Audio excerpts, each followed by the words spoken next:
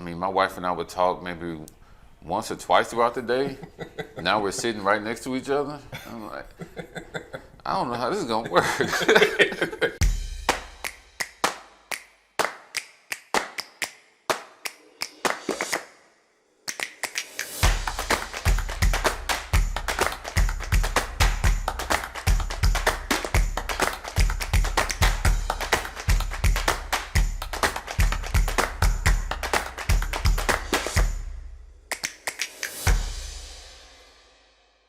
All right, so we are, I guess, several weeks into the coronavirus pandemic, and the governmental rules are coming out, the regulations, people are working from home.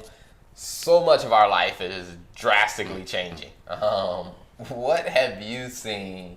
I mean, what have been some of the things that stood out the most to you? I just got to say it all over again. When they shut down March Madness, I just couldn't believe it. Like, could you imagine? March Madness is probably one of the biggest things around the country, and all the colleges and all the parents and all the travelers and all the money and the gambling and just everything involved with the March Madness, the arenas to the hotels, everything. And they just shut it down. Like, we're done. Even the play-in tournaments of the different conferences, like billions and billions of dollars were canceled, and that is the moment that I started paying attention. Because before that, I thought it was just all hype. The numbers didn't really make sense. So these numbers are small, but they're talking about it as if it's millions, and it's not. So what's all of this talk? But then when they started shutting down the money, Disney World, the NBA, March Madness, I knew it was time to start paying attention. Yeah, I mean, I think it is very shocking to see how sudden it was, because in some respects, I mean, within, I would say, a matter of, a couple of weeks, you went from, oh, this is an issue that's happening in China. Because I remember when I initially heard that, the Chinese government had shut down, or pretty much shut down Wuhan province, to where it's just like, oh, you're like, I've never heard of this place before, but that's happening over there, But then when it started getting closer to home, to where you start seeing, new rules coming out about, what's happening here. And it was very, very impactful for my wife and I, because at the end of January, we had traveled to Nigeria to visit my father-in-law. We were there for about 2 weeks. And so we were there, and they would ask us, oh, have you been to China recently? The answer is no, because it was only a concern if you had been to China. To where after we got back, like within a month after we got back, it's where the issue that was going on in China just cascaded over the entire globe. Yes, and it's amazing to see even where we are today. And I went to work on Monday. They said everyone's going to be remote, and I've been remote for a week now, and I just feel like it's going to be a lot of different changes of behaviors that I mentioned in the other podcast, because at first people were working from home was kind of this great thing of, oh, I get to work from home, and you kind of did it that one day, you went back to work, and you almost looked at it like, I'm winning because I got that work from home day, or even that flexibility to do that. Now you're working from home, and you are working from home. It's not like, oh, I get to work and watch TV, or I get to kind of relax and keep an eye on my email. You are still expected to be productive while you are at home. And that changes that whole behavior. It's going to change our whole retail behavior as well, with the delivery and the food, and just being comfortable being in your own space now, and not necessarily always running out the door every day first thing in the morning. So I am just still amazed at where we are now, and I'm even afraid as to how far this is going to go, because I don't believe we reached the peak yet, or the valley. We're just kind of still unsure of how it's going to play out. I do think that's probably the most unsettling thing is that you don't know where the floor or the ceiling, however you look at it, you don't know where that is. And there's just so much unpredictable nature there, to where when you think about, like, even for schools, to where I was talking to someone that works at a university, and they were like, they've already canceled May graduation. Like they've already canceled the graduation ceremony this year. Yes. Some schools are talking about, hey, kids aren't going back to school this school year. Yes. To where it's just like, man, it's like this is over. It's almost like within a month you have to go from a national in school scenario to now, hey, school has to be online, and you got to stand that up and figure it out within less than a month. Now, I will say this. I'm going to deviate for a little bit. So before this coronavirus thing, it was this whole thing about getting kids or children computers and laptops and being able to make them productive. And it seemed like coronavirus hit and the schools were just like passing out laptops. Here you go, come get it. You don't even have to get out the car. Here you go. Where were these laptops before? Why weren't we trying to utilize this technology before this? Not to say that working or going to school at home or from home was an option, but where was this technology advancement to these schools before this? Why is it just now since we have to do it, let's go open up the safe and pass out all these laptops that we had back there? Sorry, that was just a little thing No, that I popped up when you said that. think it's a very fair point, and I think that that's just one of those shocking I don't know, it's shocking. I mean, it's just the reality is when a external situation kind of puts your back against the wall, it's amazing the things that just come out. Like, Yes. because for years, like where they've talked about, where I've heard people argue that doing homeschool won't work, or how even like when I was in college, I mean, they were talking about doing remote classes to where you could I went to school in South Carolina, but if you wanted to go online to take a class for a school that was in, let's say, Georgia or whatever, to doing it remotely, where there were many people who argued against that, how it won't be effective. But now you're in a situation where you don't have a choice. Right. Like nobody's going to be sending their students or their kid to go sit in a classroom knowing that, hey, they could be putting them at a greater risk. It's like now you have to go remote. Yes. And it's just like, wow, people are adapting to it, I think, because they have to. Exactly. So one of the things that I'm struggling with about it, and I kind of mentioned this to my wife, is that when you watch movies like Outbreak, and I think there's a series on Netflix called Containment, you can see both perspectives. You see the perspective of the people who are trapped in the environment or in the contained area, and then you see the perspective of the leaders and why they're making the decisions, and then there's this whole intrigue about how this decision is going to impact the people or all this other stuff. Well, now we don't really get to see that perspective. You're seeing the one perspective, and that's yours, and you have to make do with it. So what I find is that when you're watching TV, you have that assurity. Oh, I know why they are making that decision, and they're not understanding why they had to make that decision, and they're frustrated, but they didn't have all the information. And now we find ourselves on the end of, wow, they made that decision and its impact. We don't get that other perspective, and we have to live with that as well. And I say that because you see now here in America, they're starting to shut down whole states. The state of Illinois is shut down. The state of California is shut down. New York shut down. And some other cities are still operating. But meanwhile, you have spring breakers on the beach hanging out. Like, this isn't a big deal. So it's interesting to see this dynamic that we in, where we only used to see it in television, but we are living in it, and we're still not really sure where it goes. So I think right now it's just this new reality. There are going to be some benefits, meaning some changed behaviors. You may even get more time with your family than you weren't used to, and which could be good or bad.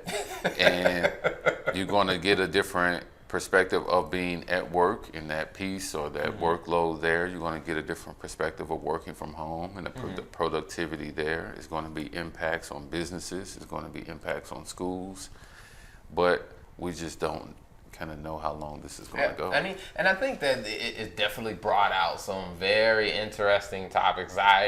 Talking to some friends, like my wife and I have been working from home. I've been working from home, like, I mean, guess what, like 2.5 weeks in. My wife just started working from home last week, and just that dynamic of now we're used to working in separate places. Now we're both in the house to where it's like where you live is also your workplace, and it's just like trying to draw those lines of separation between like now I want to feel like I'm at home, but it's like I'm at work at the same time. It's just like figuring out that dynamic, and I can't imagine like many of the coworkers or friends that have children. It's like the things that they say about this experience are a bit different than what my wife and I say about it. I absolutely agree. I mean, and I have to say this, but to be blessed to be in a situation where you still can earn an income while you're in the situation as well. There are people who really don't have the opportunity to quote unquote work from home. When they're home, they have no additional income, and because of this virus or pandemic, they're unable to make a living for themselves. So I have to recognize that and say that it's a great thing to be able to say that we can work from home, but it is a different dynamic as well. Could be, I mean, my wife and I would talk maybe once or twice throughout the day. Now we're sitting right next to each other. I'm like, I don't know how this is gonna work. She called me, picked up her cell phone and called me. I'm sitting next to you. Hey, how's your day going? It's going fine. But it's interesting that dynamic, because when you're used to being at home, you're used to being this way or this person of being a husband or even a father, and now in some situations you are employee, your husband, or husband employee, your dad, your teacher, your mom and teacher and employee and husband, and all this at the same time, and still trying to balance them all as well. It really does change the dynamic of being in the home. Yeah, I mean, I think it definitely makes you have to come to, I guess, face to face with some things that, like I said, you've kind of partitioned out of your life. Like for many of the parents that I've talked to, like they were like, to be honest with you, I really did not involve myself a whole lot with my children's education. Like, my child is in first grade or in second grade. They went to school. I trusted the school teachers were teaching them what they needed to teach. Now it's like, now that they're at home, I gotta actually be more hands-on, involved, and still do my job to where they're like, that is a very different, and they say it's not a bad thing, it's just different. It's just, hey, none of us were prepared for this. Because it's one thing if you say, hey, we're deciding to do homeschool with our kids versus like, hey, something happened, you have to do homeschool. Exactly. I wonder how many of the teachers are just like, ooh, I can't wait for the parents. You try to tell me your child wasn't bad. Now you get to see all of that. There's probably some teachers that are celebrating right now. But I mean, it's the situation. It's weird. I really do joke about it, but it does bring up some interesting changes in our relationships with each other, and I hope there's a benefit to it. I do believe there will be some benefits out of it, but I do believe there are going to be some challenges with it as well. Yeah, because I think to that point, I mean, I think when on the school topic, when school starts back, the next parent-teacher conference, I think teachers will get a lot more participation from the parents, because it's like, hey, now you know what I have to go through, not just with your child, but with 30 other kids. Exactly. So now at the parent-teacher conference, I need you guys to show up. Exactly. And the parents assume that it's the teacher, then they may realize that their child may need a little bit more work, or the parent realizes the struggles, or it really changes a lot of different things. The child may really appreciate the time with the parent. Yeah. And say, wow, I really learned it. And now when they get back to school, they're able to take advantage of that extra opportunity. Or we all may get to week 3 and just be like, forget it. Look, let's just hold on, and we're going to hope that it all goes away. So we're just not really sure. And I think that uncertainty is what really brings a lot of concern. And I also think that, I mean, during this time, we're really seeing a better look at how codependent we are for our society to work. I mean, great point. And I think that's, to me, I think that is a very, very, very good thing to come to grips with, is because in many cases, and I know that myself, where there's certain things about our society we've just kind of taken for granted. Like, it's just gonna happen. Yes. But when you actually start to see, like, hey, all the gears work together, you start having a greater respect for people. Like I have an older brother that's a bartender, whereas right now aren't a lot of people going to bars and stuff like that, to where it's just like, man, usually I wouldn't really think about what's going on in his world, or hey, what's going on, like what impacts the restaurant industry. But now it's like, having to think about that, like, hey, you know what?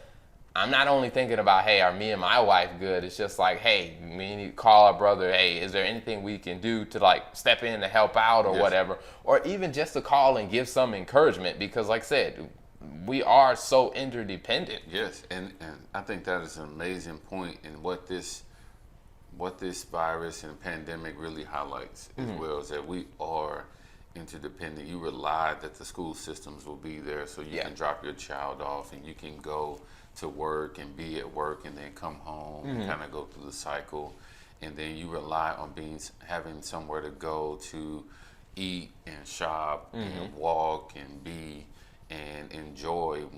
When all that's taken away, you're kind of looking around as, I really wish it was here now. I really wish I could go to the office. I really wish. I mean, you can't even go to the mall anymore.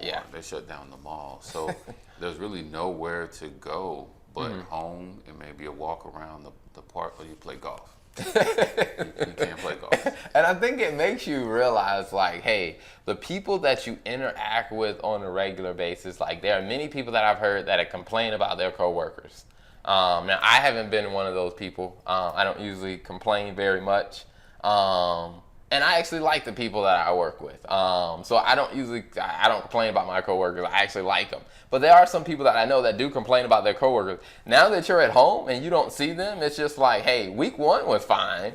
But when you're at week 2 and you're like, man, I kind of do miss being able to get stuff done when you were in the office, to where I think people will have a greater appreciation for that coworker that you complain about. Now, there may be some coworkers that you're like, hey, I'm glad I don't have to deal with them. Right. There are some people that have that situation, and I understand, but I think people will have, during this time, are forced to think about things in ways that they've just kind of taken for granted, or they've just ignored. Yes, I agree. I think one of the other pieces that we wanted to bring up is just the impact of this on your career. And what did working from home, what does it mean now, and what did it mean before? Like before, working from home was more about flexibility. I have a few things going on, and I would love to be at home so I can meet the repairman or wait on a delivery, or something's going on in my child's school. I just need to be at home during this time.